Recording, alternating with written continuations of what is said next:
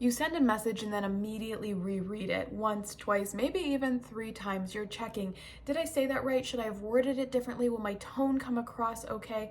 Nothing's happened. No one's responded yet, but you're already trying to predict the outcome. You step into a room. No one's even said anything yet, but immediately you know who feels a little off, who might be upset today, who needs something. No one's asked anything of you, but you're already adapting. And it doesn't just stop there, because all of a sudden you have to cancel a plan.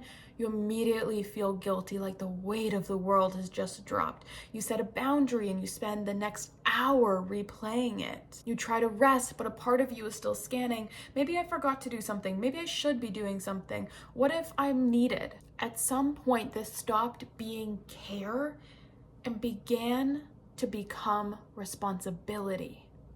And not the responsibility is like, oh, I have this task to do that I need to check off my list, but instead responsibility in the I need to manage this. I need to make sure everything and everyone are okay. People's reactions, the energy in the room, whether someone's upset, if someone needs something, somehow it's all on you.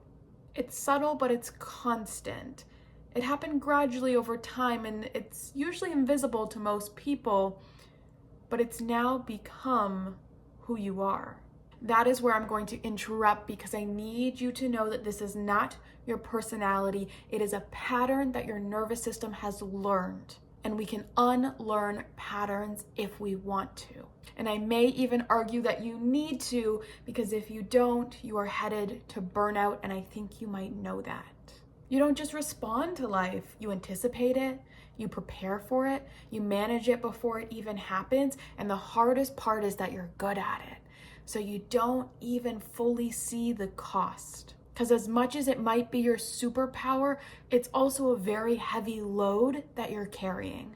Now here's the shifts I need you to make. You can care about people without needing to manage them. You can notice what's happening without making it your responsibility.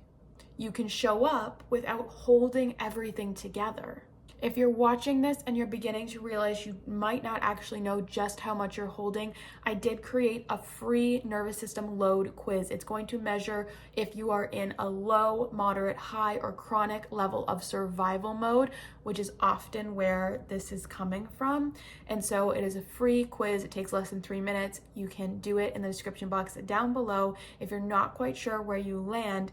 And then from there, I will give you tailored tips on exactly how to support yourself based off if you're in the low, moderate, high, or chronic state. I really want to remind you that you were never meant to hold everything. It is an adaptation that occurred in your nervous system to help keep you safe, because at one point it was needed.